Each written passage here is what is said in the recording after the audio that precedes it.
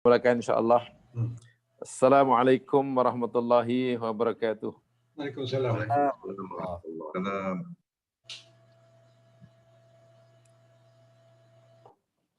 Alhamdulillahi nahmaduhu wa nasta'inuh wa natubu ilaihi wa nastaghfiruh. Wa na'udzu billahi min syururi anfusina wa min sayyiati a'malina. Man yahdihillahu fala mudilla lahu wa man yudlil fala hadiyalah. Asyhadu an la ilaha illallah wahdahu la syarika lahu wa asyhadu anna Muhammadan abduhu wa rasuluh. Allahumma salli ala Muhammad wa ala ali Muhammad kama sallaita ala Ibrahim wa ala ali Ibrahim. Wa barik ala Muhammad wa ala ali Muhammad kama barakta ala Ibrahim wa ala ali Ibrahim fil alamin innaka Hamidum Majid.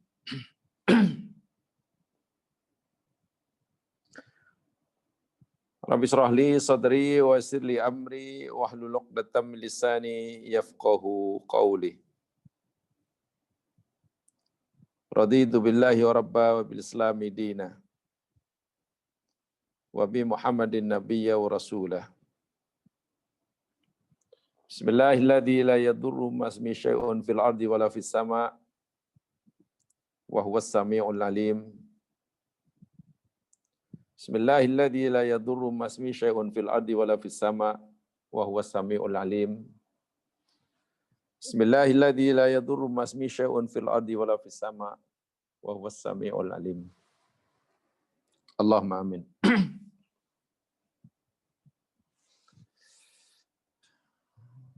Didoakan mudah-mudahan sentiasa dirahmati dan diberkati oleh Allah Subhanahu wa taala.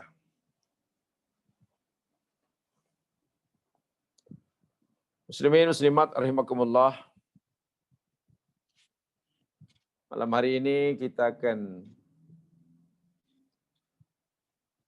bicarakan tajuk usrah kita, yakni dengan tajuk wasaya Jibril lin Nabi sallallahu alaihi wasallam. Coba lihat notanya, insyaallah semua sudah dapat. Wasaya Jibril lin Nabi sallallahu alaihi wasallam. Wasiat Jibril pada Nabi Muhammad sallallahu alaihi wasallam.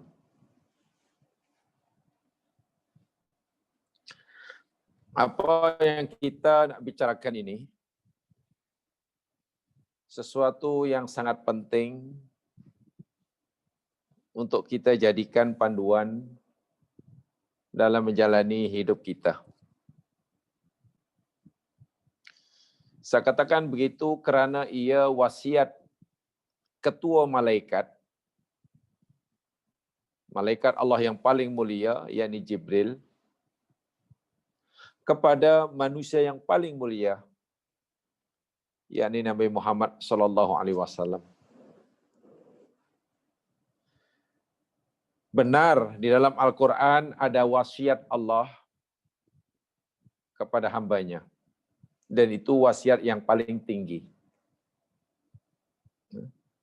Wasiat yang paling tinggi sekali, yakni tentulah wasiat Allah kepada hambanya.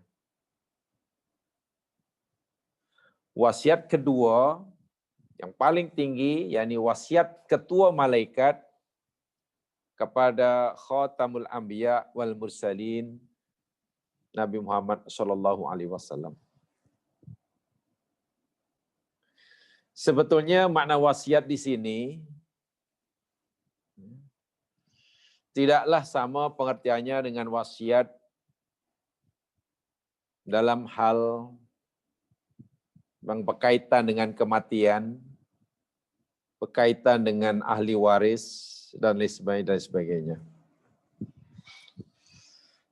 Tetapi maksud wasiat di sini ialah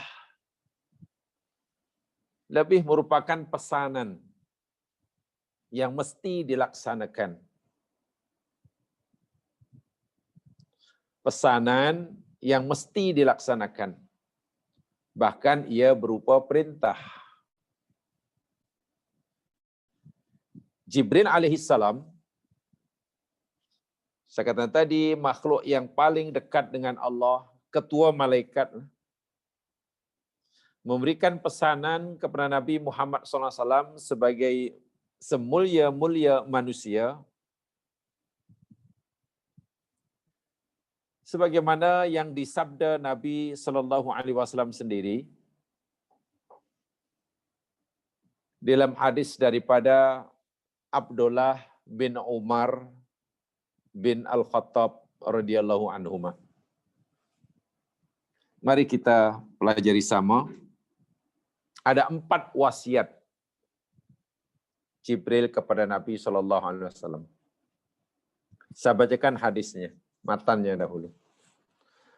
Ani bin Umar radhiyallahu an wa qala marratan an Sahl bin Sa'din qala jaa Jibrilu alaihi salam ila Nabi sallallahu alaihi wasallam faqala Ya Muhammad, ish ma syi'ta, fa innaka mayyitun.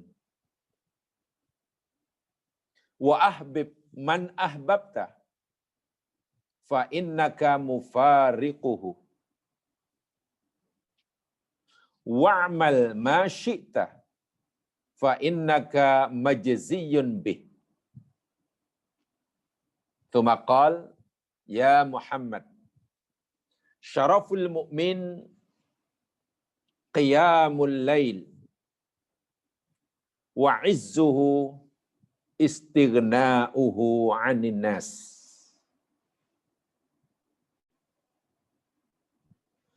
Hadis diriwayatkan oleh Imam Al-Hakim dalam kitabnya Al-Mustadrak li Sahihain. Imam Hakim berkomentar sahihul isnad. Hadis ini yakni sahih isnadnya.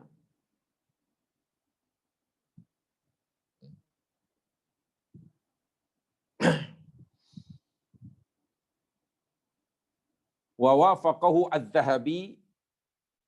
Demikian juga Imam Az-Zahabi berkata wa hassanahu, beliau menganggap bahwa hadis ini adalah hasan. Wa hassanahu Al-Haythami, Imam Haythami menganggapnya hadis ini hasan dalam kitabnya Majma'uz Zawaid. Nasiruddin Albani dalam kitabnya As-Silsilah As-Sahihah. Ringkas kata bahwa hadis ini adalah hadis yang sahih. Ringkas kata hadis ini yakni hadis sahih. Saya ulangi. Daripada Ibnu Umar radhiyallahu an, dia berkata sekali daripada Sahal bin Sa'ad, dia berkata, Ja'a Jibril alaihi salam ila Nabi sallallahu alaihi wasallam. Suatu hari Jibril datang menemui Nabi sallallahu alaihi wasallam. Faqala, lalu Jibril berkata, Ya Muhammad, wahai Muhammad, ish ma syi'ta, fa innaka mayyitun. Yang pertama, ish ma syi'ta, fa innaka mayyitun. Wahai Muhammad, hiduplah kamu sekehendakmu, sesuka hati kamu. Hiduplah sesuka hatimu. Namun kamu kena ingat bahwa suatu hari kamu akan mati. Hiduplah sesuka hatimu. Tapi kamu mesti ingat, suatu saat kamu akan mati. Yang kedua, wa ahbib man ahbabta, fa innaka mufarikuhu. Cintailah, sayangilah siapa saja yang engkau nak cintai. Namun ingatlah bahwa engkau suatu hari pasti akan berpisah dengannya. Cintailah siapa yang kau nak cintai. Tapi ingat, suatu hari pasti engkau akan berpisah dengannya. Yang ketiga, i'mal ma syi'ta fa innaka majziyyun bihi. Berbuatlah kamu sekehendakmu, sesuka hati kamu. Buat sajalah apa yang kau nak buat. Namun ingatlah bahwa engkau suatu hari akan menerima balasan daripada apa yang engkau perbuat. Dan yang terakhir, ya Muhammad, syaraful mu'min qiyamul lail wa izzuhu istighna'uhu 'anil nas. Wahai Muhammad, kemuliaan seseorang mukmin itu yakni terletak pada solat malam.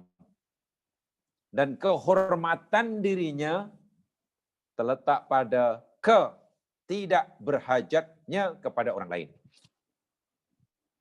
Hadis riwayat Hakim dalam kitabnya Al-Mustadrak. Para pendengar yang dirahmati Allah sekalian, ini adalah wasiat yang diberikan oleh makhluk kepercayaan Allah di langit kepada makhluk kepercayaan Allah di bumi. Jibril kepada Muhammad sallallahu alaihi wasallam. Wahia wasaya adimatun jalilah. Ia merupakan wasiat pesanan yang sangat agung lagi mulia. Kullu wasiyatin minha tastaujibul wuquf indaha waqafatin tawilatin lita'ammuli wa tadabbur. Setiap satu daripada 4 wasiat ini wajib bagi kita untuk tadabbur, untuk memahami betul-betul akan isi kandungannya. Lamma hawathu minal wawa'id al-azimah. Karena ianya berisikan nasihat-nasihat yang sangat-sangat agung.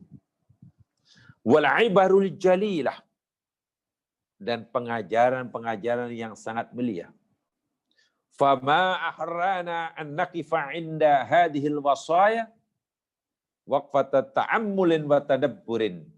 Asallahu ayafta qulubana laha wa ayyaj'alana mimma yastami'ul qaul fayattabi'u ahsanah. Itu ulasan muhaddis tentang hadis ini. Mari kita pelajari satu persatu. 4 wasiat agung makhluk kepercayaan Allah di langit terhadap makhluk kepercayaan Allah di bumi. Yang pertamanya, aish ma syi'ta fa innaka mayyitun. Hiduplah engkau wahai Muhammad sesuka hati kamu, sehendakmu. Buat sajalah. Mau hidup gaya apa, sila. Namun kamu mesti ingat, suatu hari pasti kamu akan mati. Ya, nampaknya ini wasiat yang penuh dengan sindiran. Ketika mula-mula pada wasiat pertama, Jibril beri kebebasan pada Nabi untuk menjalani kehidupan ikut sesuka hati. Tapi di belakang pula, namun kamu mesti ingat, suatu hari kamu akan mati. Kan sinikal sekali itu. Bolehlah disimpulkan bahawa wasiat pertama ini, jemaah sekalian, sama ada seseorang memilih jalan kehidupan yang salah, atau cara hidup yang betul, mau taat pada Allah, mau menderhaka pada Allah, memang manusia diberi kebebasan memilih. Tetapi kebebasan memilih yang Allah berikan kepada manusia ini, kebebasan memilih yang nanti ada pertanggungjawaban. Bila seseorang ingat bahawa suatu hari pasti akan mati, walaupun sebelumnya Jibril memberitahu buat sajalah, hiduplah cara apa sekalipun, ya seseorang pastilah akan memikirkan bekalan yang hendak dibawa menghadapi kematian. So, wasiat pertama ini boleh kita simpulkan al-istidadu lil mauti fa innahu atin la muhalah. Itu yang pertama. Menyediakan bekalan, mempersiapkan diri bagi menghadapi kematian yang pasti tiba, la muhalah, dan tidak mustahil. Pasti. Wasiat Jibril yang pertama ini boleh disimpulkan bahwasanya, wahai Muhammad, kau mesti isti'adad, membuat persiapan lil mauti, bagi kematianmu yang datang bila-bila.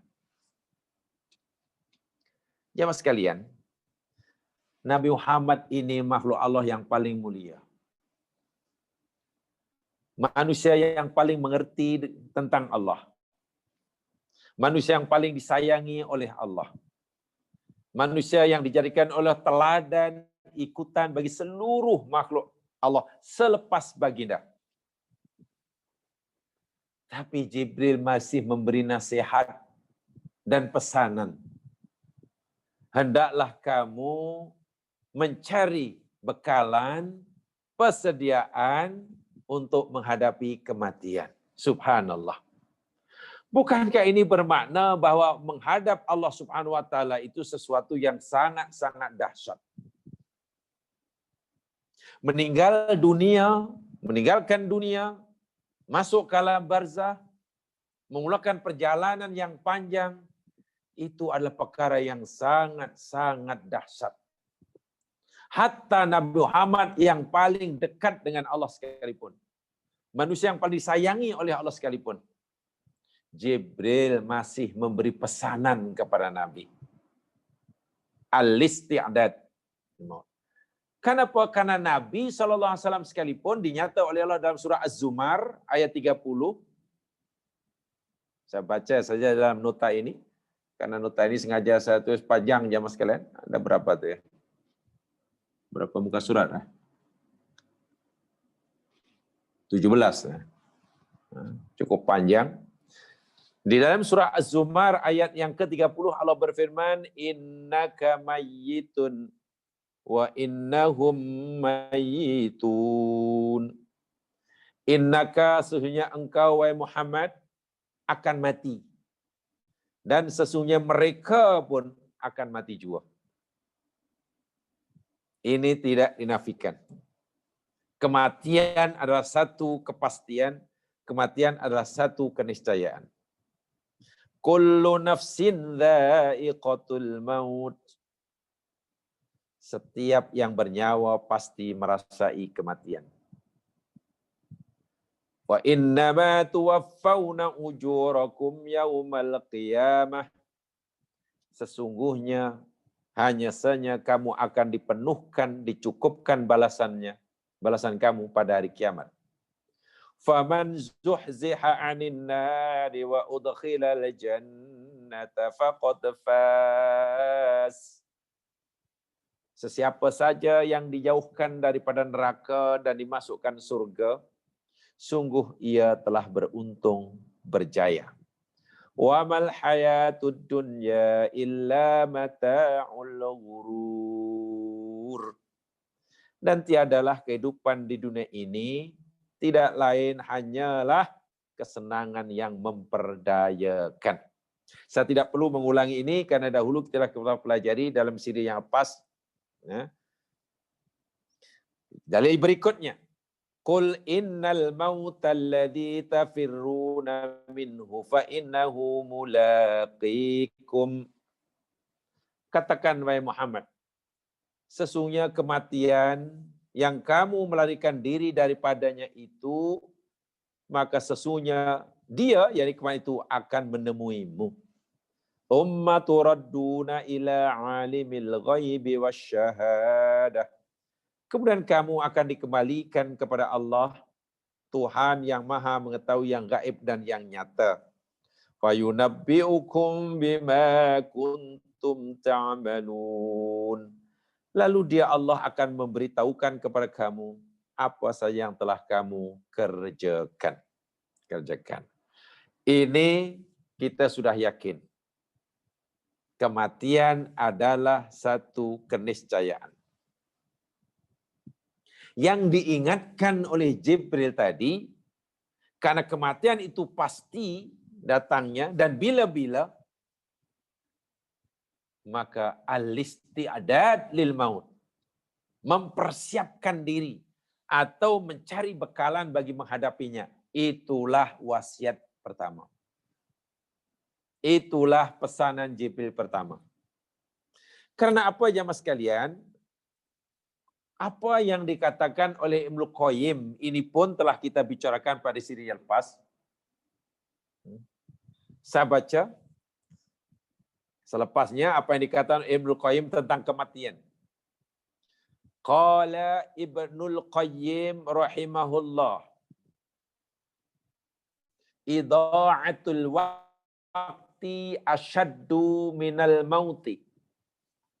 Lianna idha'atul waqti taqta'uka 'anillah wad daril akhirah. Wal mautu yaqta'uka 'anid dunya wa ahliha. Ini ucapan Ibnul Qayyim Al-Jauziyah dalam kitabnya Al-Fawaid.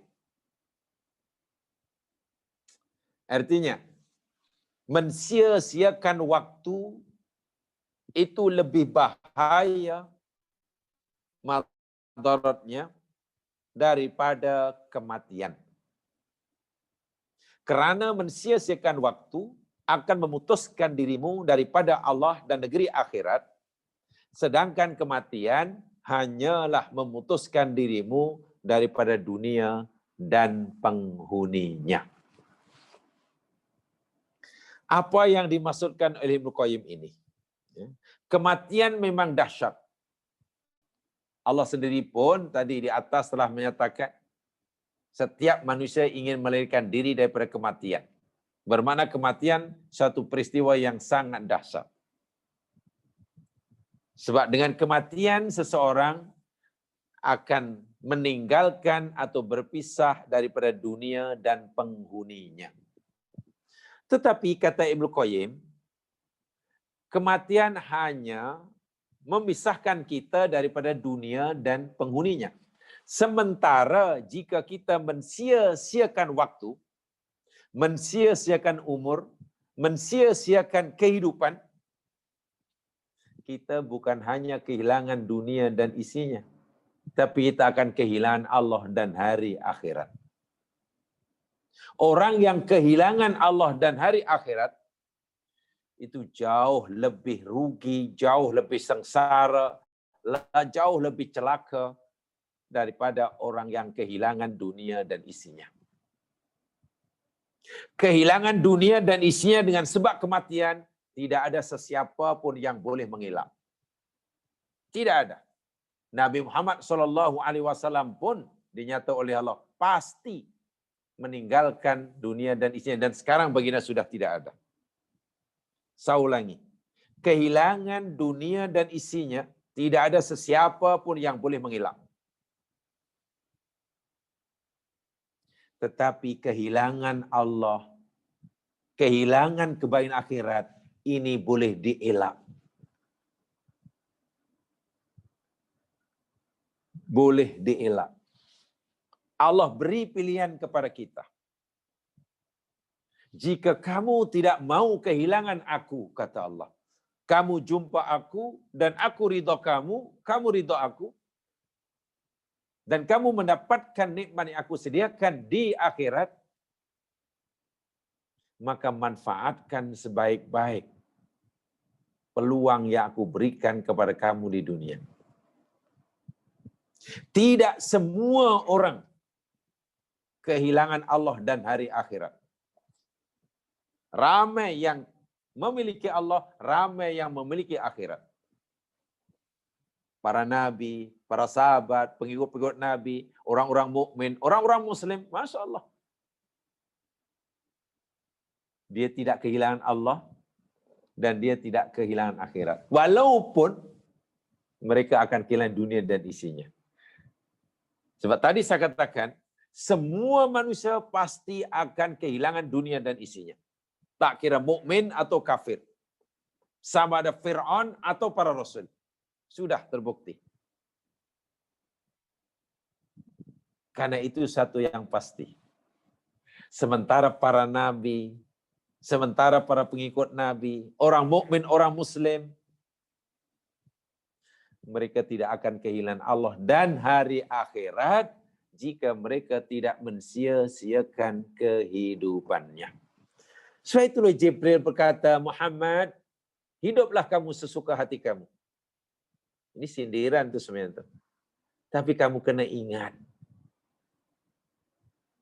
sepuas manapun kamu menjalani kehidupan, suatu saat kamu akan mati. Dan bila mati, sudah pasti kamu kehilangan kesenanganmu di dunia. Yang kamu pikirkan, jangan takut kehilangan kesenanganmu di dunia. Jangan takut kehilangan dunia dan isinya. Tapi takutlah jika kamu kehilangan Allah dan hari akhirat. Kebaikan di akhirat. Ini wasiat Jibril yang pertama. Dan juga, pernah saya sampaikan juga ini, ucapan yang berikutnya ini ada ungkapan orang Arab, dahulu pernah saya katakan juga, idza hamalta ilal kuburi janazatan, fa'lam bi annaka ba'daha mahmul. Wa idza wallita umura qaumin sa'atan, fa'lam bi annaka ba'da ma'zul. Artinya, apabila suatu ketika kamu sedang memikul keranda jenazah, tanah pekuburan, ingatlah bahwa sesudah itu engkau pun akan dipikul pula. Dan apabila engkau diberi amanah kekuasaan, walaupun hanya sesaat, ketahuilah bahwa engkau suatu saat akan diberhentikan juga. Hari ini kita mengantar kawan pergi ke kubur, ya esok lusa kita pula yang akan diantar. Hari ini kita memikul keranda orang, antar ke kubur. Ya mungkin esok lusa kita yang akan dipikul pula. Jika hari ini kita diberi kuasa memerintah, ingatlah suatu saat kamu pun akan diberhentikannya. Artinya apa yang ada di dunia ini, walaupun kita diberi kebebasan untuk menikmatinya, menjalaninya, kita tidak boleh lupa untuk mempersiapkan diri kita menghadap Allah Subhanahu wa Ta'ala. Bak kata Ibnu Qayyim, itu penting, tolong diingat betul-betul ucapan Ibnu Qayyim itu. Mensia-siakan waktu itu lebih bahaya daripada kematian. Mensia-siakan umur itu lebih bahaya daripada kematian. Karena kematian, karena mensia-siakan umur, mensia-siakan waktu, kita akan kehilangan Allah. Berpisah daripada Allah. Dan berpisah daripada hari akhirat. Kehilangan Allah, kehilangan hari akhirat. Sementara kematian hanyalah memisahkan kita daripada dunia dan isinya. Wasiat pertama. Tidak perlu saya perpanjang karena dahulu pernah kita pelajari sama. Nah, sekarang wasiat yang kedua. Wasiat yang kedua daripada Jibril berbunyi, Ya Muhammad ahbib man ahbabta fa innaka mufarikuhu. Wahai Muhammad, cintailah, sayangilah, sukailah. Siapa saja yang ada di dunia yang kamu nak cintai, cintailah. Sepuas-puasmu. Namun kamu ingat, kamu mesti ingat bahwa suatu hari kamu pasti akan berpisah dengannya. Nih. Cintailah siapa yang kau nak cintai. Pasangan cinta pasangannya, anak cinta orang tua cinta anak. Atuk cinta cucu. Cintailah siapa yang kau nak cintai. Bahkan orang cinta rumahnya, cinta kenderaannya, cinta karyanya, cinta jawatannya. Jibril kata, cintailah itu semuanya. Namun kamu mesti ingat, suatu saat apa yang kamu cinta itu, pasti kamu akan berpisah dengannya. Apa maknanya? Yang pertama aja mas sekalian. Yang pertama. Perpisahan itu sangat menyakitkan. Apalagi bila berpisah dengan sesuatu atau dengan seseorang yang amat-amat dicintai. Sangat menyakitkan. Sementara apa yang kita cintai sekarang ini, kata Jibril, kita pasti berpisah dengannya. So itulah kalau kita tidak mau merasai betapa sakitnya perpisahan dengan sesuatu yang kita cintai, orang Arab kata, Umar bin Khattab kata, ahbib habibaka haunamma. Asa ayyakuna baghidaka yaumamma. Sayangilah kekasihmu itu. Sayangilah apa yang kamu nak sayang itu. Ala kadarnya sahaja. Siapa tahulah suatu hari apa yang kamu sayangi, siapa yang kau sayang itu akan menjadi musuhmu. Sebaliknya abghid baghidaka haunamma. Marahilah, bencilah orang yang kamu benci itu. Asa ayyakuna habibaka yaumama. Karena boleh jadi orang kamu benci hari ini, suatu saat akan menjadi orang yang kamu sukai. Itu kata Umar bin Khattab. Imam Al-Ghazali rahimahullah pernah berkata begini, ya mas sekalian. Ingat ya, bahwa kematian itu berpisah. Tadi katakan mati. Berpisah, ya karena matilah. Apa yang kita cintai pasti kita pisah dengannya bila kita dah mati. Kematian itu pula sangat menyakitkan. Itu diakui sendiri oleh Rasulullah SAW. Inna lil mauti sakarat. Sesungguhnya kematian itu ada sakarat. Yakni kehilangan kesadaran diri sebelum mati, dan itu sangat menyakitkan. Setiap manusia pasti akan merasai sakitnya kematian. Namanya sakitnya sakarat. Tapi tidak semua manusia merasai sakitnya naza. Ini saya ingin sampaikan nih, saya ingin meluruskan pemahaman setengah kita. Tentang kematian di zaman sekarang ada dua istilah. Satu namanya sakarat, sakaratul maut. Atau Quran kata ghamaratul maut. Itu maknanya kehilangan kesadaran seseorang sebelum matinya.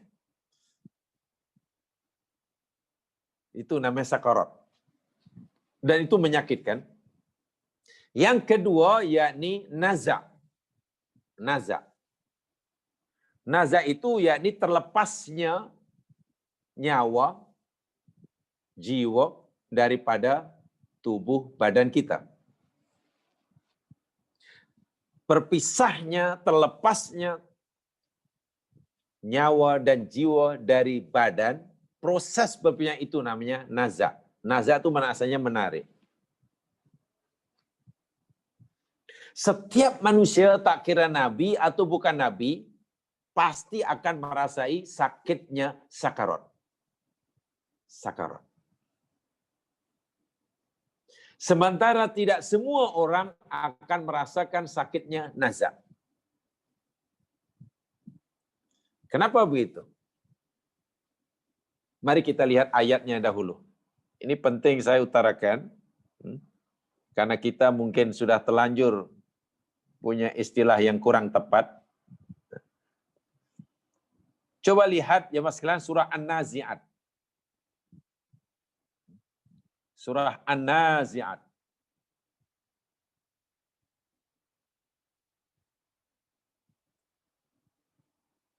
Surah yang ke-79.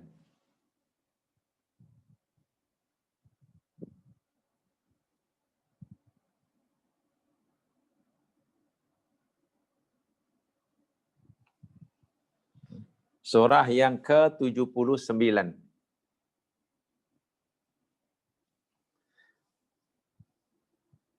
Ayat yang pertama dan kedua. وَالنَّازِعَاتِ غَرْقًا وَالنَّاشِطَاتِ نَشْطًا وَالنَّازِعَاتِ غَرْقًا. Demi malaikat yang mencabut, menarik, merentap nyawa dengan kerasnya. وَالنَّاشِطَاتِ نَشْطًا. Dan demi malaikat yang mencabut, mengambil nyawa dengan lembut selembut-lembutnya. Malaikat pencabut nyawa namanya Malakul Maut. Nama malaikat itu Malakul Maut. Adakah Malakul Maut ini sentiasa berpenampilan bengis, menakutkan, kasar? Tidak. Bergantung kepada orang yang hendak dimatikannya. Jika orang yang nak mati itu dalam keadaan husnul khatimah, maka malaikat mengambil nyawa dengan perlahan. Bahkan hanya disuruh untuk keluar sendiri. Ya ayyatuhan nafsul mutmainnah irji'i ila rabbiki radiyah. Orang-orang yang mati syahid, para nabi, para syuhada, para kekasih Allah, orang mukmin yang husnul khatimah tidak merasakan naza. Terlepasnya nyawa, terlepasnya jiwa daripada badan, tidak dirasai sedikit pun sakitnya. Walaupun ia tetap merasakan sakitnya sakarat. Sementara orang kafir double sakit. Orang kafir atau orang yang su'ul khotimah double sakit. Pertama sakit sakaratul maut, kedua sakit nazak. Sebab malaikat merentap, mencabut. Nazak itu mana menarik dengan kuat. Sesungguhnya istilah nazak itu, kalau kita faham situ jamaah sekalian, istilah nazak ini rasanya tak sesuai lah kalau kita gunakan untuk saudara-saudara muslim kita. Sebab nazak itu mana malaikat merentap nyawa. Ada kawan katalah sedang sakit, macam mana kawan kita sakit? Oh, sedang di hospital ketika. Macam mana ni berita? Sekarang dia sedang nazak. Kasihanlah. Nazak ini untuk orang yang matinya su'ul khotimah. Yang malaikat rentap. Jadi sepatutnya tidak digunakan untuk orang mukmin. Terus ya kan dia sedang sakarat. Tapi kalau sakarat pula orang malah rasa kasonya bahasanya. Oh dia dengan sakarat namanya. Ya karena dia sedang kritikal sudahlah. Nabi mengalami sakarat. Semua orang mukmin sakarat. Dan Nabi kata sangat menyakitkan. Tetapi sekejap, sebab tadi dikatakan dalam Al-Quran, dalam ayat yang tadi, dha'iqatul maut, merasa sikit saja. Sementara nazak, luar biasa sakitnya. Ini orang kafir. Nah, jadi ada dua istilah, yang keduanya membawa berkesan sakit.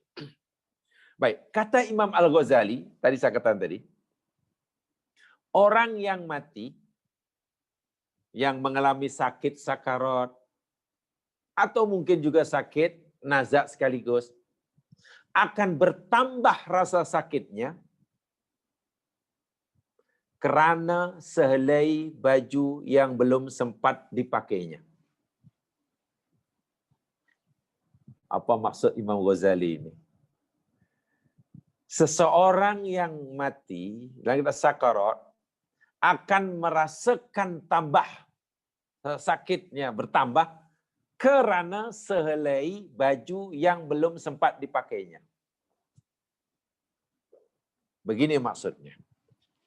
Ya mas sekalian, seseorang yang beli baju baru sangat cantik dan dia suka, dan ia memang sudah rancanglah akan pakai nantilah pada hari tertentulah yang dia paling istimewa.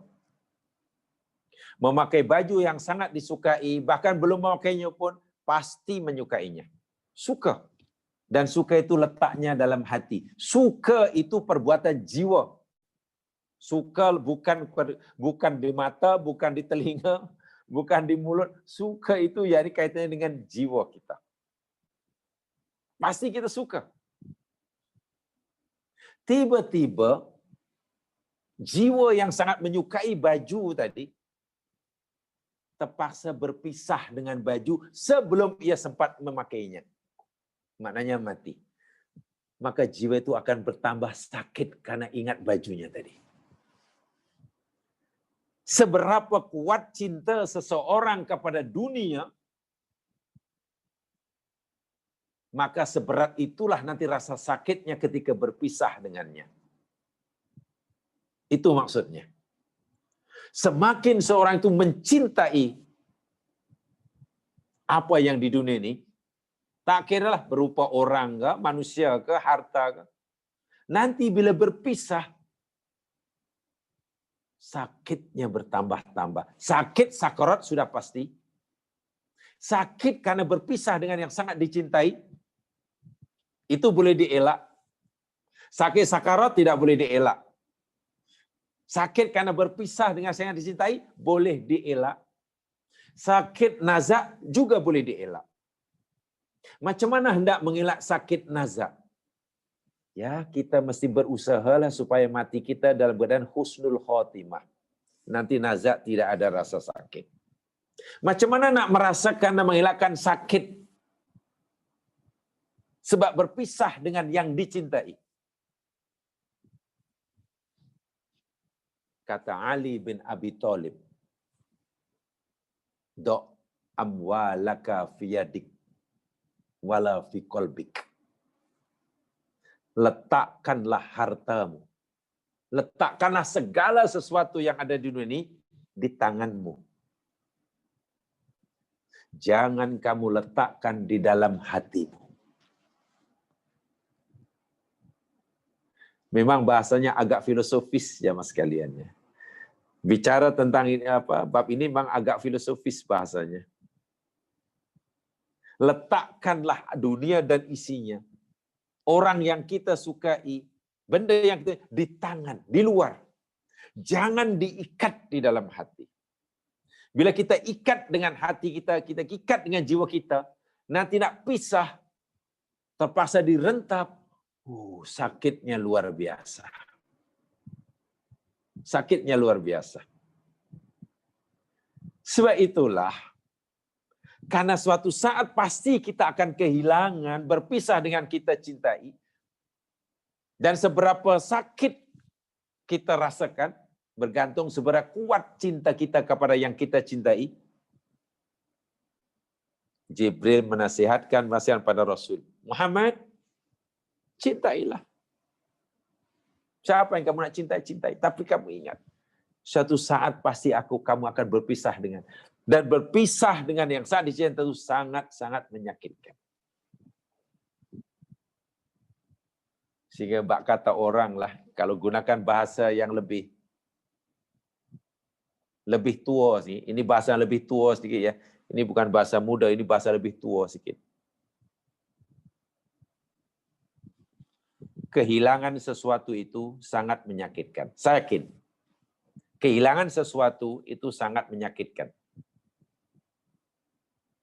Bagaimana supaya kita tidak merasa sakit bila kehilangan sesuatu? Ini bahasa tua. Caranya mudah. Jangan sekali-kali merasa memilikinya. Orang yang merasa memiliki sesuatu, pasti dia akan merasa sakit semasa kehilangannya. Orang yang tidak pernah tidak merasa memiliki sesuatu, dia tidak akan merasa sakit semasa hilang. Dia tidak akan merasa kehilangan. Kenapa tidak merasa kehilangan? Karena dia tidak pernah merasa memilikinya. Ini seakan bahasa tua tuh begitu. Ini bukan kena direnung betul-betul. Ini mah agak tinggi sedikit. Saya menggunakan istilah bahasa yang agak kesufi-sufian sedikit.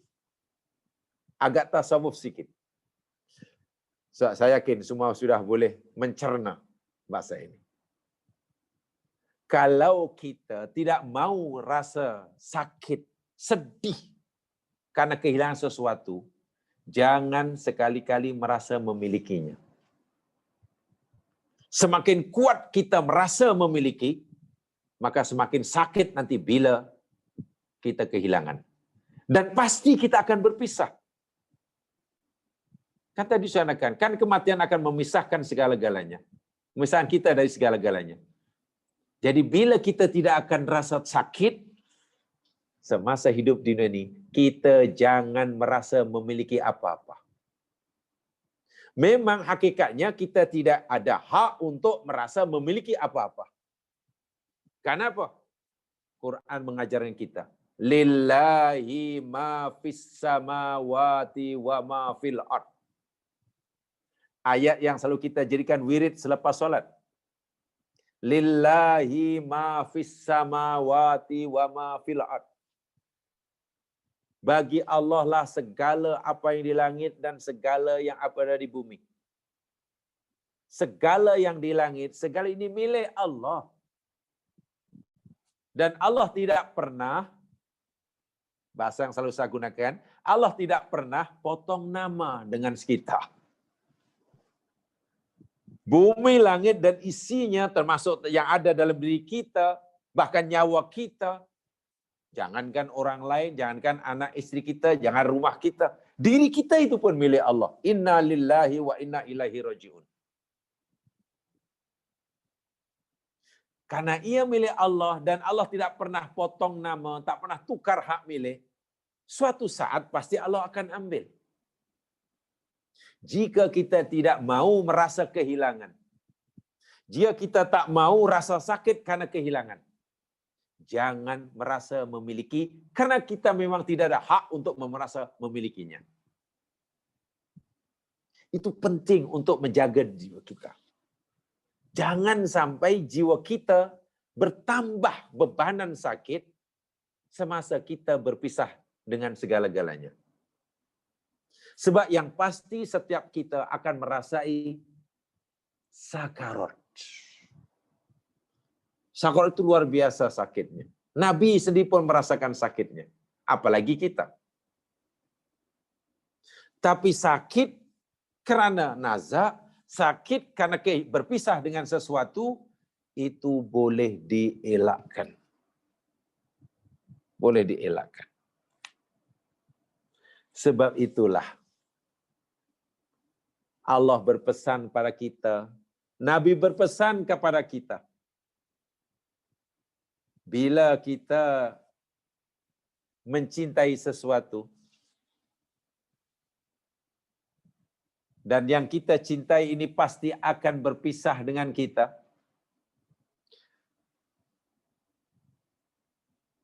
carilah sesuatu yang kita nak cintai, yang dia tidak mau berpisah dengan kita.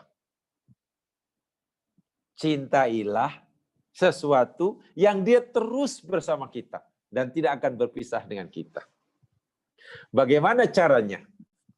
Mari yang pertama kita lihat.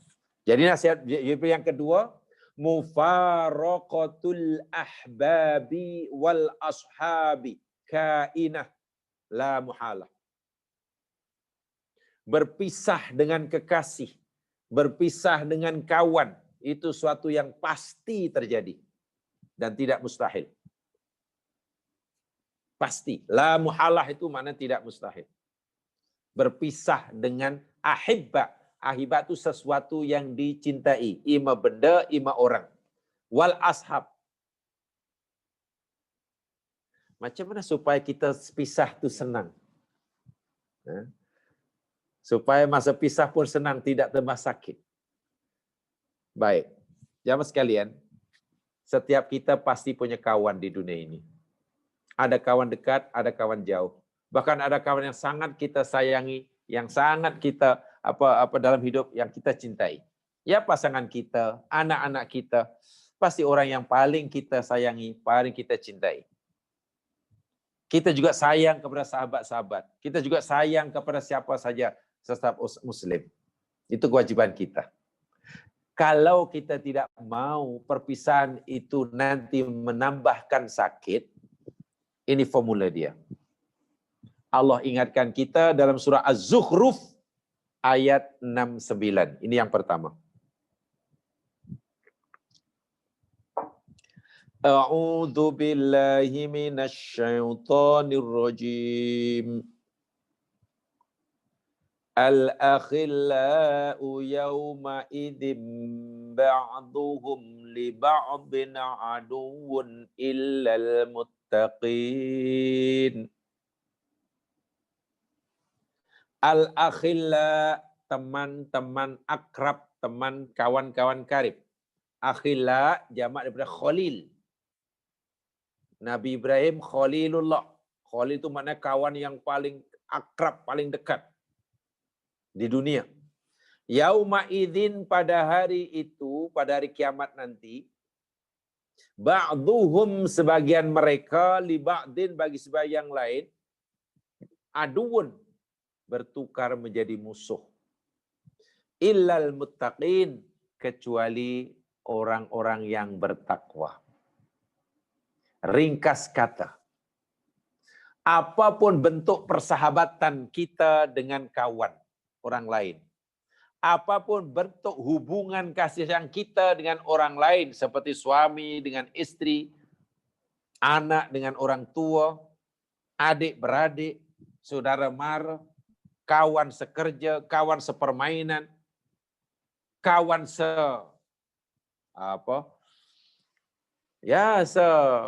office umpamanya, kawan perniagaan. Walaupun di dunia saling belanja, saling kunjung mengunjung, saling tersenyum, yalah, seronok namanya akhirat. Allah ingatkan, suatu saat tiba-tiba kawan yang paling akrab nih jadi musuh. Masuk alam barzah aja sudah jadi musuh. Kecuali persahabatan yang diikat atas dasar takwa. Kalau persahabatan itu hanya atas dasar kepentingan duniawi, hanya kepentingan kebendaan, kepentingan kekuasaan, kepentingan minta maaf, kepentingan politik, kepentingan jawatan, kepentingan meninggal aja, masuk alam barzah dan jumpa di alam barzah hingga akhirat, gaduhnya mas sekalian. Walaupun di dunia berpeluk-peluk. Kawan yang akan terus jadi kawan hingga kiamat, walaupun pisah akan tetap jadi kawan, jika persahabatan itu atas dasar takwa. Apa maksud persahabatan atas dasar takwa? Suami istri. Kalau suami istri yang saling mencintai di dunia akan terus berkasih sayang hingga akhirat, pastikan hubungan antara suami istri ini atas dasar takwa. Takwa daripada kalimah waqa yaqi biqoyah. Root word takwa adalah waw qaf alif maksurah. Waqa yaqi wiqoyah. Maknanya menjaga, memelihara, melindungi. Kemudian ikut wazan ittaqa yattaqi ittiqa, takwa. So unsur takwa terpenting adalah menjaga, memelihara atau melindungi. Ingat dalam doa kita membaca doa Rabbana atina fid dunya hasanah wa fil akhirati hasanah wa qina adzabannar. Qi, wa itu dan, qi itu peliharalah, na itu kami. Qi itu bentuk amar. Fi'il amar, kata suruhan. Peliharalah, jagalah. So takwa itu maknanya menjaga diri, memelihara diri, melindungi diri daripada ditimpa kemurkaan Allah, ima di dunia, wa ima di akhirat. Melindungi diri daripada melakukan perbuatan yang menyebabkan kemurkaan Allah, ima di dunia, wa ima di akhirat. Itu takwa. Saya ulangi. Takwa bahasa yang mudah ialah melindungi diri, menjaga diri daripada melakukan perbuatan yang menyebabkan kemurkaan Allah. Ima kemurkaan itu di dunia, namanya musibah, ataupun kemurkaan Allah di akhirat, namanya azab.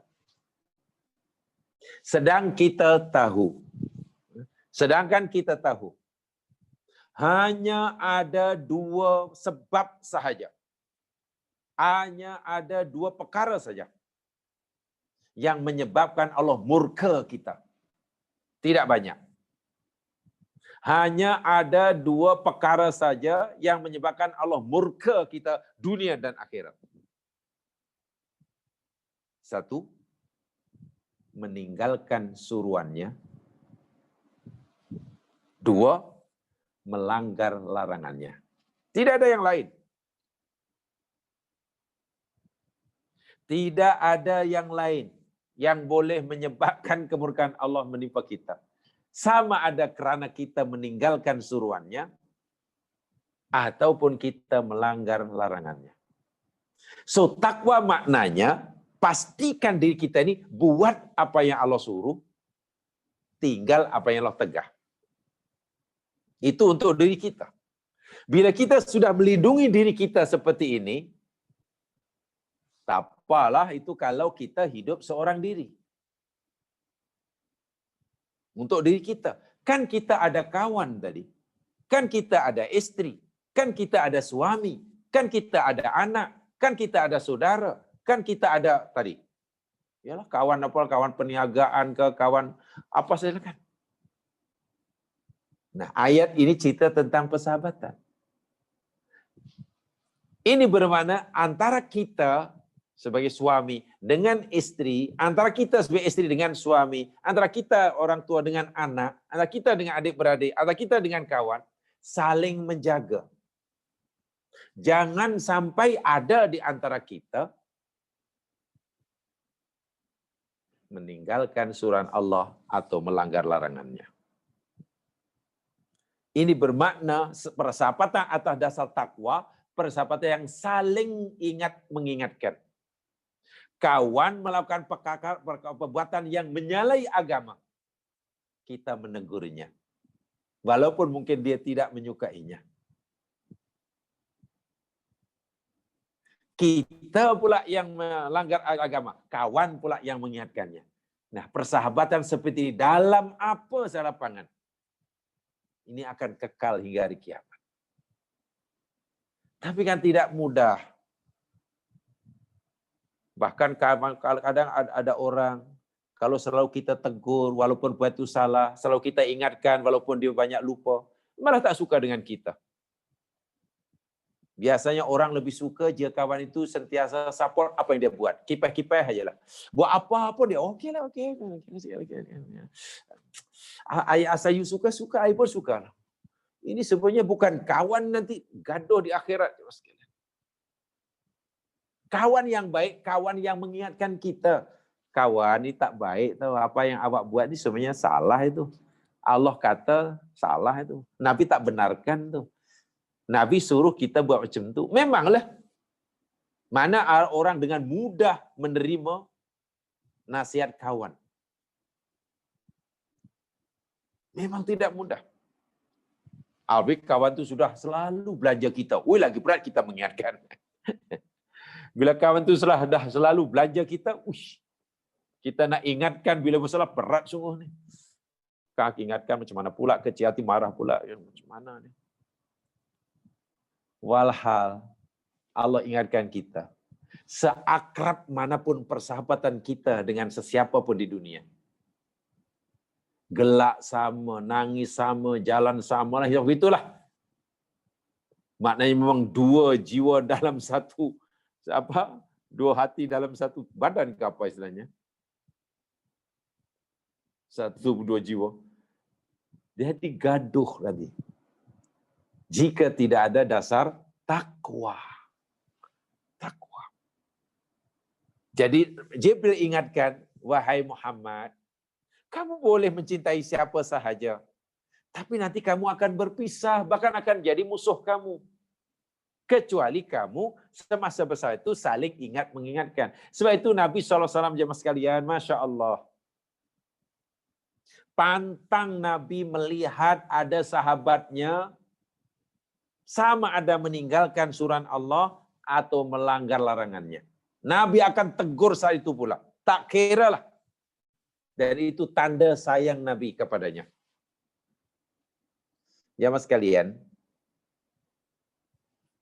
daripada istri-istri Nabi SAW yang banyak meriwayatkan hadis Nabi SAW, Aisyah radhiyallahu anha.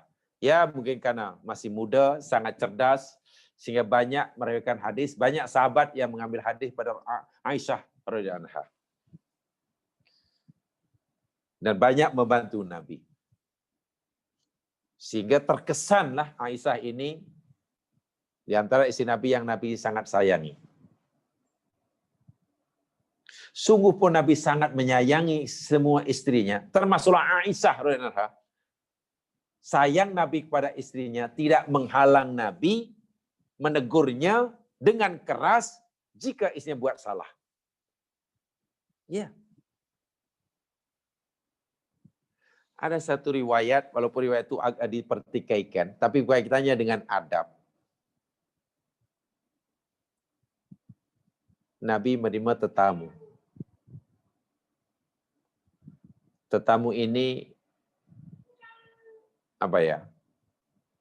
minta maaf, orangnya agak pendek. Tidak seperti mana orang Arab lain, tinggi-tinggi dan besar-besar. Setelah orang ini balik, Aisyah Ummul Mukminin berkata, ma aksara hadzal rajul. Alahai pendeknya lah orang itu. Orang itu pendek, lalu Aisyah kata, alahai pendeknya. Jadi dia kata apa adanya. Dia pendek, dia kata alahai pendeknya. Nabi marah. Ya Khumairah, laqad ghibti. Wahai Khumairah, wahai Aisyah, engkau telah mengumpat-Nya. Umpat itu Aisyah coba membela diri. Ya Rasulullah, aku hanya kata sesuai dengan kenyataan. Realiti dia hanya pendek. Lalu aku kata alangkah pendeknya, itu pun mengumpatkah? Nabi kata, apabila apa yang kamu katakan itu sama dengan kenyataan, itu namanya mengumpat. Tapi jika apa yang kamu katakan itu berbeza dengan kenyataan, itu namanya berbohong. Cakap sesuai dengan kenyataannya, orang pendek dikata pendek, namanya mengumpat. Bila orang pendek dikata tinggi, namanya bohong. Dan Nabi menegurnya agak keras.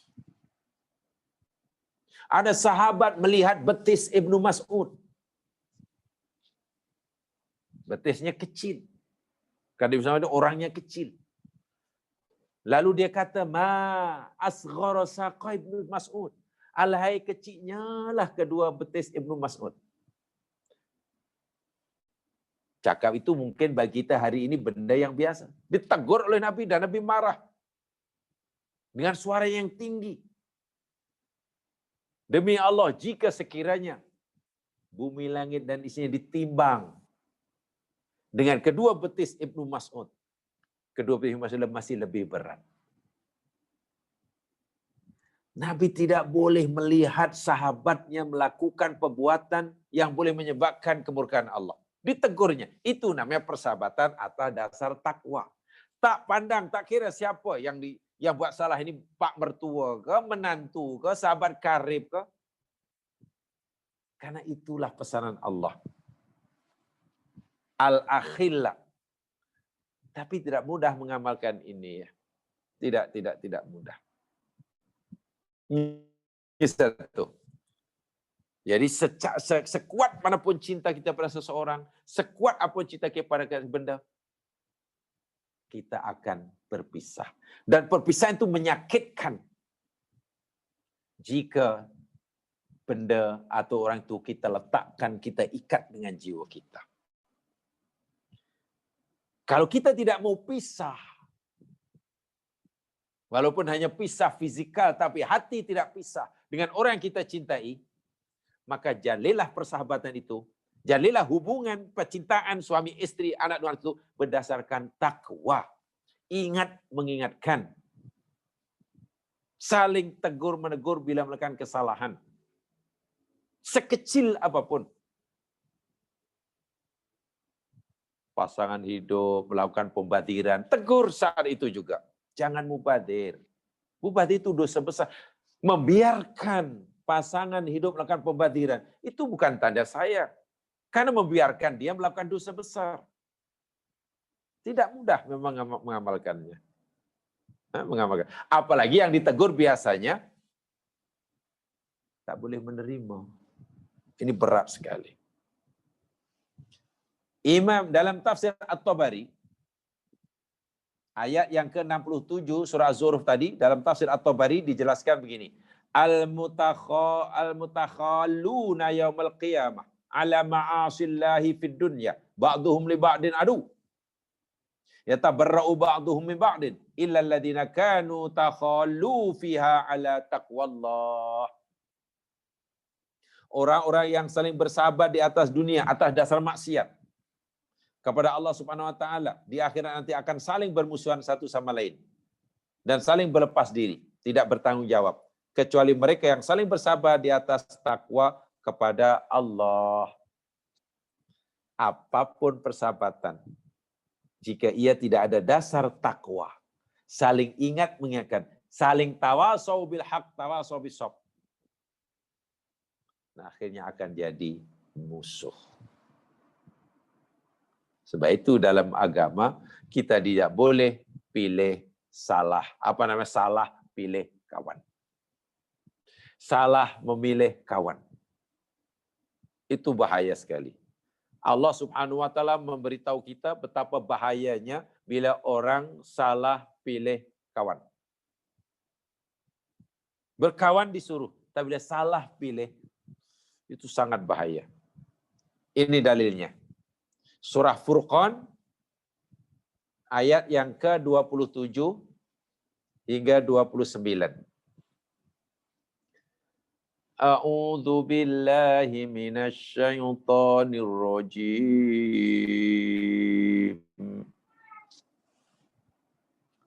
Wa yauma ya'addu adh-dhalimu 'ala yadayhi yaqulu ya laitani ittakhadtu ma'ar rasuli sabila. Dan ingatlah pada hari ketika itu orang yang zalim menggigit dua tangannya, dia jadinya yakni menyesal, sangat menyesal. Seraya berkata, aduhai kiranya dulu aku memberi jalan bersama Rasul. Ya wailata laitani lam attakhidh fulanan khalila.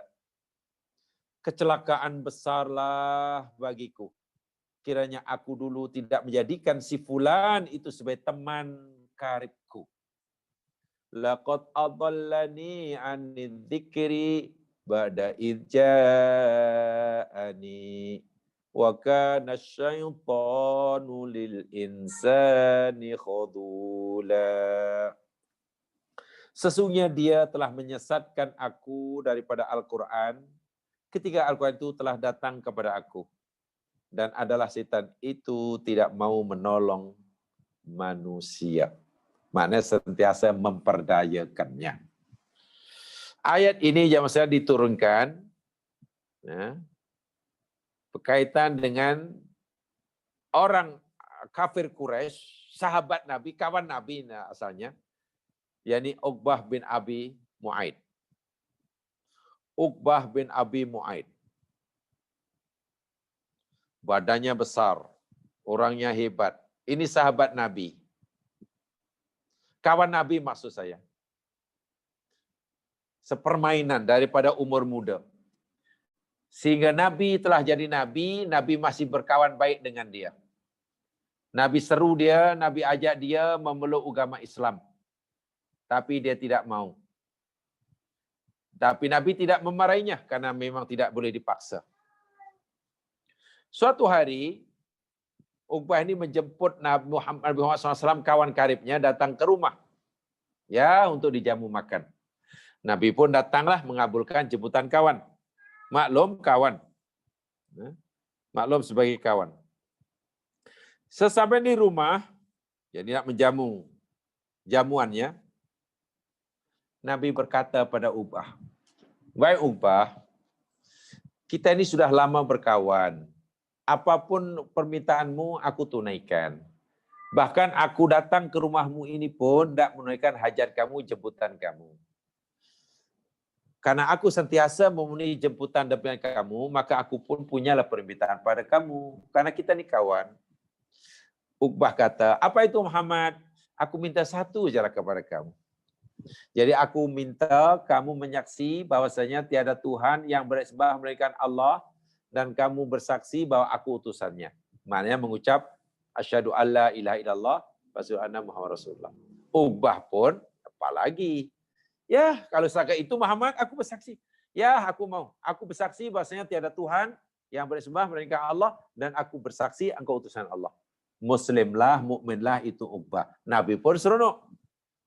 Kawan karibnya daripada muda lagi, sekarang dah jadi sahabatnya. Seronok dia. Gembiralah karena sudah memeluk agama Islam. Rupa-rupanya berita ini didengar oleh orang-orang Quraisy. Dengar oleh Abu Jahal, ketua-ketua Quraisy inilah. "Wahai Uqbah, aku dengar kamu telah menjadi pengikut Muhammad, betul ke? Jika betul lah kamu telah jadi pengikut Muhammad, kami sudah tidak bertanggungjawab lagi atas keselamatan dirimu." Artinya apa? Kami, ketua-ketua Quraisy, akan memperlakukan kamu sebagaimana kami memperlakukan umat pengikut Muhammad yang lain. Ya, seperti Bilal disiksa, Suhaib Ar-Rumi disiksa, begitulah. Ammar bin Yasir disiksa, Sumayyah disiksa hingga mati.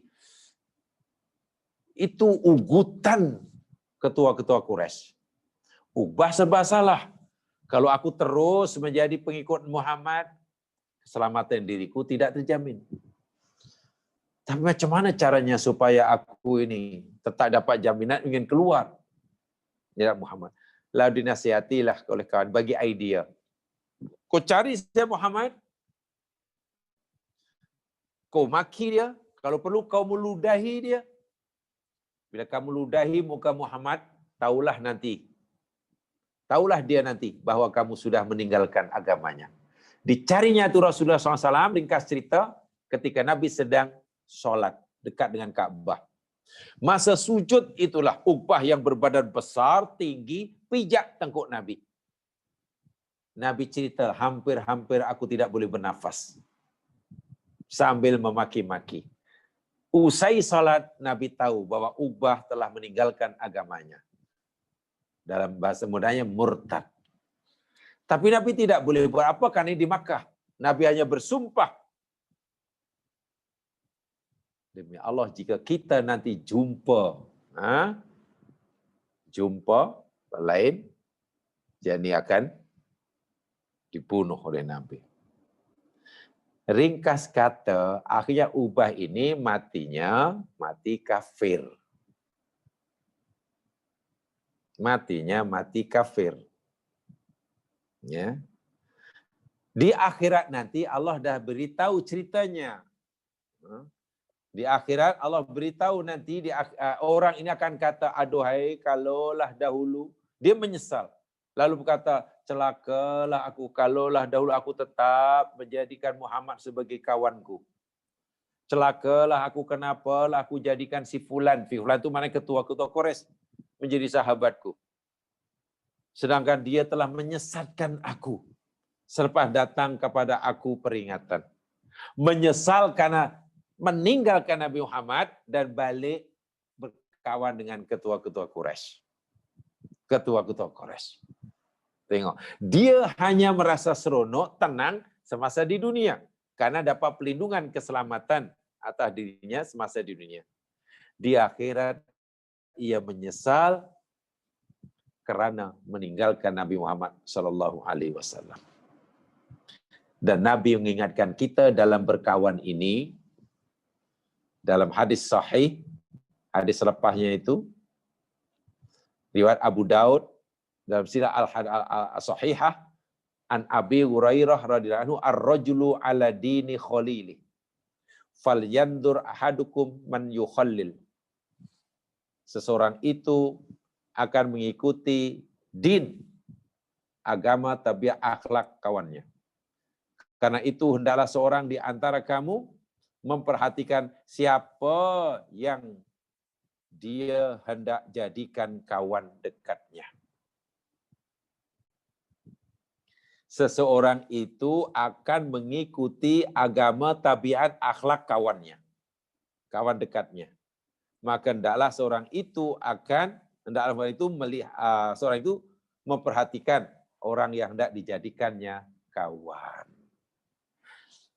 Orang tua-tua kata, bila kita masuk kedai minyak wangi, walaupun tak beli, keluar pun kita berbau wangi.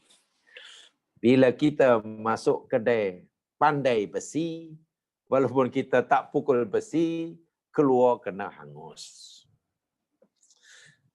Bila kita mungkin, contohnya lah, kata orang tua, kalau kita katalah duduklah, mungkin duduk semeja, dengan orang yang mungkin makan durian, walaupun kita tak makan durian, ya insya Allah kita pergi, baju kita bau durian. Ya, lebih kurang macam itu. Jadi kawan adalah bahaya. Nabi ingatkan kita jamaah sekalian, ini hadis yang berikutnya, mari saya bacakan. An Anas ibni Malik radhiyallahu anhu.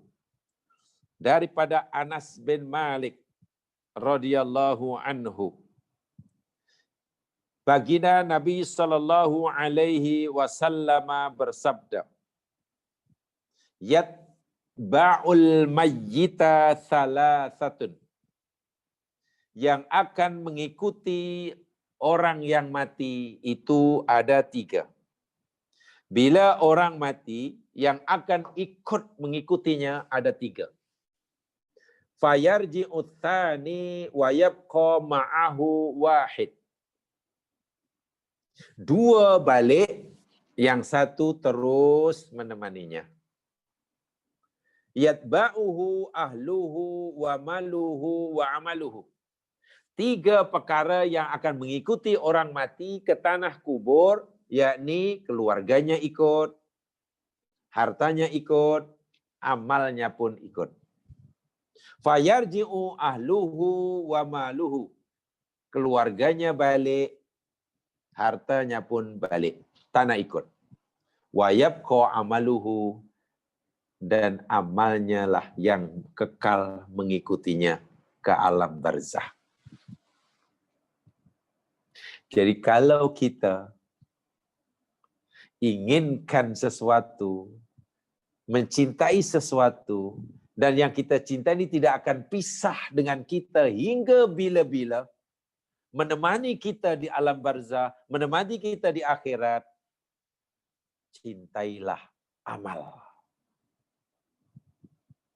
Mencintai seorang amal, bagi orang mukmin, mencintai amal soleh, itu hendaklah nomor wahid. Mengatasi cinta kita kepada selainnya.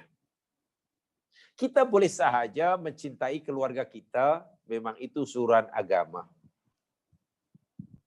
Kita boleh saja mungkin ada rasa suka pada dunia dan isinya karena memang menarik. Tapi janganlah sampai cinta kita kepada perkara ini kita kehilangan cinta kita atau kita mengorbankan cinta kita kepada amal soleh. Sebab itulah tadi saya katakan, menegur kawan yang berbuat salah, meluruskan pasangan hidup yang berbuat salah menurut agama, itu adalah diutamakan daripada sekadar menjaga hatinya. Pesanan saya kepada diri saya sendiri dan pada jamaah sekalian berdasarkan hadis ini, menegur pasangan hidup yang tersilap, meluruskan yang bengkok, mengingatkan lupa, itu hendaklah didahulukan daripada sekadar mengambil hatinya. Sebab mungkin kita takut, ya karena ingin mengambil hatinya, tidak mau dia sedih, tidak mau dia kecewa, tidak mau dia merajuk, lalu kita biarkan saja walaupun dia bengkok, walaupun dia melakukan kesalahan. Itu nanti yang rugi kita. Bagaimana tidak rugi? Kita sudah bersedaya upaya mencintainya dengan segala tenaga. Tapi rupanya dia berpisah dengan kita. Sementara yang bersedia menemani kita, kita tidak berusaha untuk mencintainya. Amal soleh. Maknanya mendahulukan apa kata Allah, mendahulukan apa kata Nabi, itu adalah suatu yang wajib dalam hidup. Jika tuntutan Allah, tuntutan Nabi, tuntutan agama bercanggah dengan tuntutan diri, tuntutan pasangan hidup, tuntutan orang kita cintai, maka tuntutan selain Allah, selain tuntutan Nabi itu kena kemudiankan. Tidak boleh didahulukan. Apalagi bercanggah. Alhamdulillah kalau kita sudah sama-sama, ini baiknya ya mas sekalian. Saya ulangi sekali, ini baiknya jika kita sudah belajar sama. Ya, suami istri sudah bersama-sama belajar, itu bagus. Karena kefahamannya sama. Yang susah itu bila suami istri belajarnya tidak sama. Ini yang selalu saya ditanyakan pada saya. Minta maaf kebanyakanlah yang saya tahu, walaupun mungkin yang saya tak tahu tidak seperti itu. Yang saya tahu, bukan yang saya tak tahu ya. Di Lembah Kelang ini, ya, semangat belajar kaum muslimah ini lebih tinggi daripada kaum bapa. Ini yang saya tahu. Mungkin yang saya tak tahu tak macam itu. Jadi ini kisah benar nih jamaah sekalian. Ini tidak salah bapaknya, karena bapaknya kan masih bekerja, istrinya masih banyak masa. Itu pun kalau istri mau belajar. Bapaknya tak ada masa karena menunaikan tanggung jawab di luar. Jadi bila belajar jarang-jarang itu wajarlah. Istrinya pun kadang jarang-jarang walaupun banyak masa. Itu pelik juga itu. Kalau suaminya memang sibuk. Sebab itu ya jarang-jarang lah. Tapi kalau istrinya biasanya tak sibuk, menyibuk. Itu payahnya. Payah menyibuk. Jadi dulu pernah ini, saya pernah cerita. Jadi suami istri, mula-mula pengetahuan agama setakat macam ini. Sama. Bila pengetahuan agama sama, melihat dunia dan isinya, nak membawa nahkoda ke rumah tangga, sama. Kan pengetahuannya sama. Namanya sama-sama. Kemudian karena istrinya ini rajin belajar, jadi pengetahuan agama naik. Dia tahu banyak tentang agama. Apa yang dahulu dia fikir betul, rupanya tak betul. Apa yang dahulu dia fikir itu bukan suruhan, rupanya suruhan. Sehingga perbuatannya, amalnya, tindakannya berubah. Karena dia tahu banyak. Dia sudah di atas. Sementara suami masih ditakut lama. Itu bukan main susah dalam mengendalikan rumah tangga. Sebab apa yang kata istri salah, memang salah menurut agama, suami masih kata betul. Apa yang kata suami salah, istri kata tak, ini perintah agama. Jadi susah. Memang serba susah. Lebih susah Bila isteri coba nak mengajar suaminya, kata orang lah bukan kata saya, bila isteri nak mengajar suami itu lebih susah daripada suami mengajar isteri. Isteri mengingatkan suami itu lebih susah daripada suami mengingatkan isteri. Sehingga adalah suami diingatkan oleh istrinya, awak ni, ini pasal gara-gara awak rajin belajar ni lah, nak mandai-mandai jadi ustazah baru. Awak ingat saya ni siapa? Atuk saya ni orang alim tau. Disebut atuk dia orang alim. Atuknya yang alim, dia bukan alim. Dia tidak alim. Akhirnya susah, serba salah. Sedangkan suami, kamu mesti ikut apa kata saya. Saya suami awak. Malam ini, kita ada jemputan. Kita ada business partner daripada Kanada. Dan kita dinner dengan business partner daripada mancanegara. Dan tentulah mereka bawa pasangan masing-masing. Ingat, ini majlis dinner yang bukan sembarang dinner. Dihadiri oleh bukan sebarang orang. Tak tahulah semua. Karena pikiran suami masih takut lama, jadi kamu malam ini pakaian mesti ini. Jangan pakaian macam orang nak takziah. Ya serba salah lah istrinya. Ini betul-betul yang masa pernah. Kes ini dan ditanyakan kepada saya. Menangis-nangis istri tadi. Serba salah. Nak turut kata suami. Benda ni salah. Tak nak ikut, dia kata derhaka. Apalagi tak nak ikut, nak tak pergi. Lagilah mengamuk. Apa kata orang pula? Bila awak tak pergi? Yalah saya pergi, tapi saya kena pakaian yang muslimah. Sebab saya tahu ini kewajiban agama. Mana boleh? Ini pakaian orang nak pergi takziah. Ini bukan nak pergi takziah. Ini memang susah. Mana yang tidak diikuti seperti itu? Si istri tidak boleh mengikuti kata suami. Taat pada suami pada perkara yang seperti itu, hukumnya sudah jatuh haram. Suami kena faham bahawa hak untuk ditaati oleh pasangan itu ada hadnya. Yang tidak punya hak untuk dipatuhi hanya Allah dan Nabi. Taat pada Allah tanpa syarat. Taat pada Nabi tanpa syarat. Taat anak pada orang tua bersyarat. Ketaatan anak pada orang tua ni ada hadnya. Hak orang tua untuk dipatuhi pun ada hadnya. Selagi arahan orang tua tidak bercanggah dengan apa kata Rasulnya, anak wajib ikut. Anak wajib taat. Tapi bila suruhan orang tua sudah melanggar larangan Allah, kehendak Allah, anak tidak wajib lagi mentaati. Bahkan mentaatinya waktu jatuh haram. Demikian juga istri kepada suami. Inilah yang saya katakan tadi. Memang sangat berat. Kalau tidak ikut pasti marah. Nah sekarang mana kita nak pilih dalam dialog ini? Ada kita lebih takut dimarahi oleh pasangan hidup kita, atau kita lebih takut dimarahi oleh Allah Subhanahu Wa Taala? Adakah kita lebih takut mengecewakan pasangan hidup kita, yang dengannya kita dimurkai oleh Allah Subhanahu Wa Taala?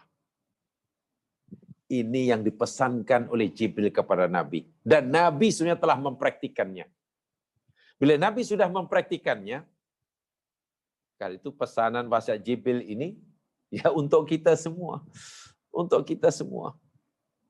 Kamu boleh cintai, tapi kamu pasti akan berpisah dengannya. Dan bila berpisah nanti akan jadi musuh. Kecuali persahabatan atas dasar takwa. Cintailah kepada amalan. Amal soleh maksudnya. Karena amal soleh sajalah yang tidak akan berpisah dengan kamu. Hadis yang terakhir dalam poin yang kedua ini, An Ibni Mas'udin radhiyallahu anhu. Daripada Ibnu Mas'ud radhiyallahu anhu. Qalu, waktu itu sahabat bertanya, Ya Nabi Allah, faman nujalis. Ya Rasulullah, siapakah sebaik-baik orang yang hendak kita jadikan rekan berbual? Sahabat ni bila bertanya kepada Nabi, semuanya berkaitan dengan agama. Ya Rasulullah, kami nak tanyalah, siapa ya agaknya orang yang paling baik sekali, sebaik-baik orang yang kita hendak jadikan rakan untuk berbual, rakan untuk sembang, rakan untuk duduk sama-sama. Itulah. Rakan untuk berdialog. Qala, Nabi menjawab, man yudzakirukullaha ru'yatuhu. Yakni orang yang dapat mengingatkan kamu kepada Allah ketika kamu melihatnya. Bila kamu lihat orang itu, kamu ingat Allah. Dengan sebab kamu melihat itulah kamu jadi ingat Allah. Ini rakan yang paling baik. Wa yazidu fi ilmikum mantaquhu. Dan percakapannya menambahkan ilmu bagi kamu. Bila dia berborak dengan kamu, dia bercakap dengan kamu, ucapannya itu kamu bertambah ilmu. Wa mayyar yuraghiukum fil akhirati amaluhu. Dan amalnya mengingatkan kamu akan hari akhirat. Tindakannya, amalnya, akhlaknya mengingatkan kamu pada akhirat. Bila kamu jumpa aja, kamu jadi ingat Allah dengan perwatakannya. Bila bercakap aja, cakapnya yakni mengingatkan, menambahkan ilmu kamu. Walaupun jamaah sekalian, hadis ini dinilai dhaif oleh Nasiruddin Albani, tapi kedhaifnya tidak bersangatan. Dan hadis ini dalam kitab Targhib dan Tarhib dikaitkan dengan fadailul amal, maka ulama hadis membolehkannya kita menjadikannya sebagai panduan. Hadis ini dinilai dhaif oleh Nasiruddin Albani, lemah, tapi kelemahannya tidak bersangatan dan boleh dijadikan panduan sebagai fadailul amal. Orang yang paling baik untuk kita jadikan kawan borak, kata Nabi, orang yang bila kamu melihatnya saja mengingatkan kamu kepada Allah. Bila bercakap saja, berucapannya menambahkan ilmu bagi kamu. Perangainya, tindak tanduknya, akhlaknya mengingatkan kamu akan hari akhirat. Nah, bersahabat seperti ini yang sekalian, sungguh pun kita berpisah, kita hanya berpisah segi fisikal saja. Jiwa kita akan tetap menyatu, di akhirat akan berjumpa. Hanya berpisah fisikalnya saja.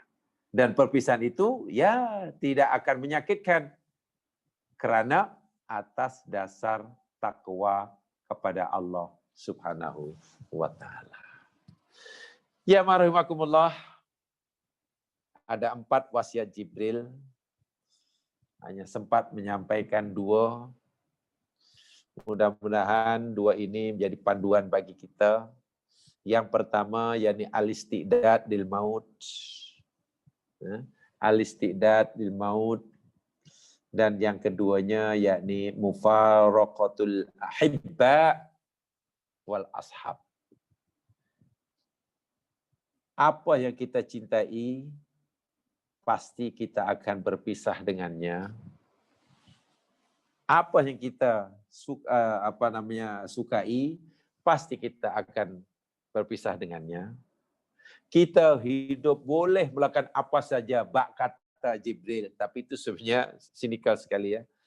Tapi kita akan mati dan akan dipertanggungjawabkan atas segala apa yang kita lakukan. Mudah-mudahan 2 wasiat yang sempat disampaikan ini memberi manfaat pada saya menyampaikan. Alhamdulillah kalau dapat dikongsi bersama. Kurang lebihnya mohon dimaafkan. Yang benar daripada Allah Subhanahu wa taala, yang silap kelemahan saya sendiri. Lain kesempatan bila diizinkan oleh Allah kita akan bersua semula. Mari kita dengan bacaan tasbih kifarah dan surah Wal Asri. Subhanakallahumma wa bihamdika asyhadu an la ilaha illa anta astaghfiruka wa atubu ilaik. A'udzu billahi minasyaitonir rajim. Wal 'asr innal insana fi khusr illa alladziina aamanu wa amilus shalihat wa tawassaw bil haqq wa tawassaw bis sabr. Assalamualaikum warahmatullahi wabarakatuh. Waalaikumsalam. Minum dulu. Tak ada gelas kan?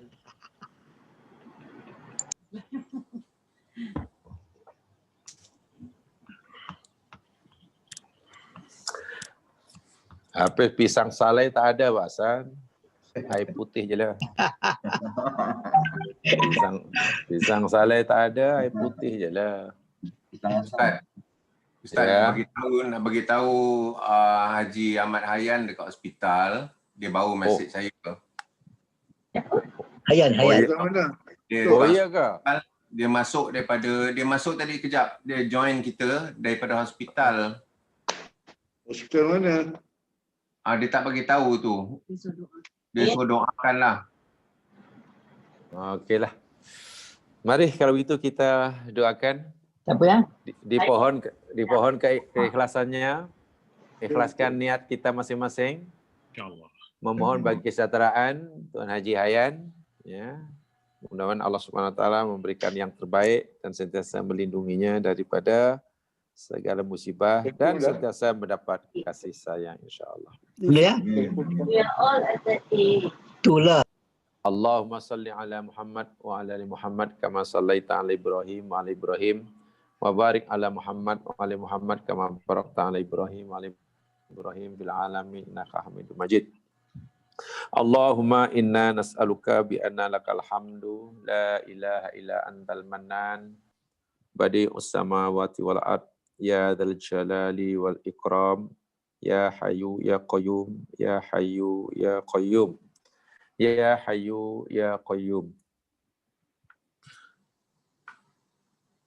la ilaha illa anta subhanak inna kunna minaz zalimin la ilaha illa anta subhanak inna kunna minaz zalimin la ilaha illa anta subhanak inna kunna minaz zalimin.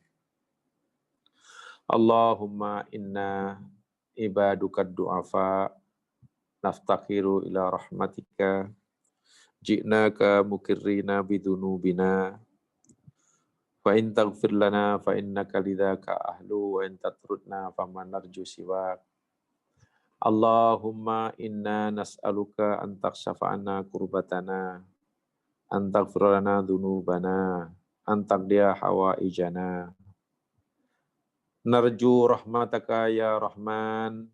Allahumma Rabbal Ba'ts. Allahumma ya Syafi.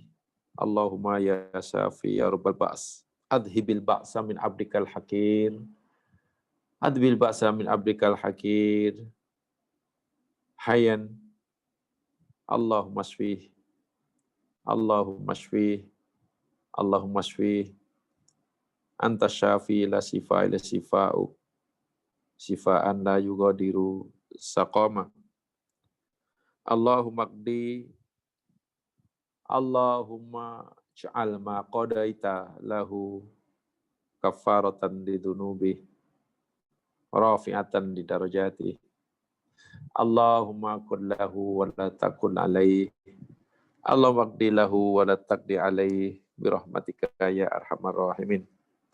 Allahumma ij'al abdakal hakir ila rahmatik li ni'maika syakira waj'alhu li balaika sabira waj'alhu li qada'ika radiya bi rahmatika ya arhamar rahimin. Allahumma ighfadhu min makaidid dunya wa fitanil haq. Allahumma ighfadhu min makaidid dunya wa fitanil haq. Allahumma ighfadhu min makaidid dunya wa fitanil haq. Allahumma rabbana hadha du'a wa minkal istijabah. Istajib du'ana ya mujibad da'wat. Allahumma rabbana la taruddana khaibin. La taruddana khaibin. Wa la taj'alna bidu'aika minal ashqiya'in nadimin al khasirin. Birahmatika ya arhamar rahimin. Taqabbal du'ana ya sami'ad du'a. Taqabbal du'ana ya sami'ad du'a. Allahumma Laqad qulta fi kitabikal aziz ud'uni astajib lakum fastajib du'aana ya mujibad da'awat birahmatika ya arhamar rahimin. Rabbana atina fid dunya hasanah wa fil akhirati hasanah wa qina adzabannar wa tawaffana mal abrar ya aziz ya ghaffar ya badi as-samawati wal ard ya dzal jalali wal ikram. Shallallahumma ala Muhammad wa ala alihi wa sahbihi ajma'in. Walhamdulillahi rabbil alamin. Taqabbalallahu minkum minna wa minkum taqabbal ya karim. Ustaz, nak tanya sikit.